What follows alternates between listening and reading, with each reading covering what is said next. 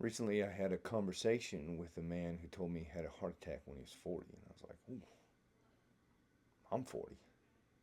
And so I started asking him questions like, what happened? And come to find out, he said it was a woman.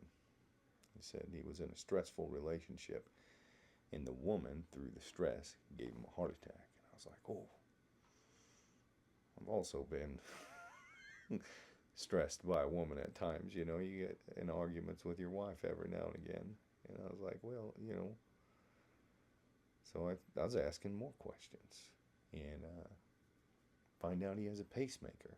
And he has had heart disease from childbirth. And he had a heart surgery, and it wasn't quite right, and so it wasn't optimal. The chambers didn't pump right, and it would cause him to get into AFib. And you know, and he was 60 pounds overweight at the time, and yet it was the woman that gave him the heart attack. And so I'm realizing that this guy has another disease that he's not aware of, the disease of blame, of sin. And, this is from the beginning of time. When Eve was in the garden, she took and bit of the fruit, and Adam immediately says, well, hey, it's the woman you gave me. You know? And I realized, like, oh, we all do this to a certain degree. We do blame our wives. We blame our wives for the arguments that we have, maybe for the distance, for the coldness, and not our own leadership. Blame our children for maybe their attitudes at times, and not our own leadership. Co-workers, it's their fault. you know Friends change, it's their fault. And yet you just sit there and you wait for the world to change, when really you got to ask yourself, or we got to ask ourselves, when are we going to change?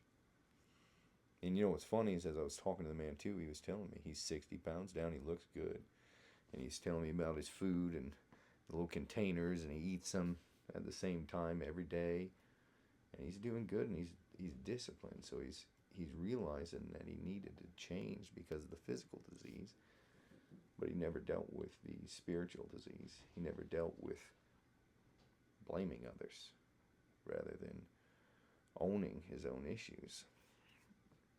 And so what happens if you continue down that road? What if you continue to blame your wife? Does it just end up in coldness as the kids grow up and they go do their own things? Or does it end up in a divorce, in pain and suffering? Do you have kids that end up growing up and you can't even speak into their own lives, into their lives, and you need to speak into their lives? But you have to have the ability to do it. What if you lose your friends and you're just an island unto yourself, and then now every way of man is right in his own eyes, and just all your thoughts are right, and you just keep going down the road, waiting for everyone else to change, being destroyed by the sickness, by the disease of blame. And yet it's not too late to ask, where can I change? What can I do differently?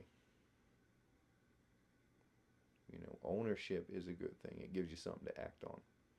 If you'll deal with the truth at hand, it's like, I can affect the things in my life. I can stop blaming others. I can be healed of this sickness. And that's where true life begins. That's when you start to realize you can influence the lives around you for the greater good. But that's kind of what I was thinking about.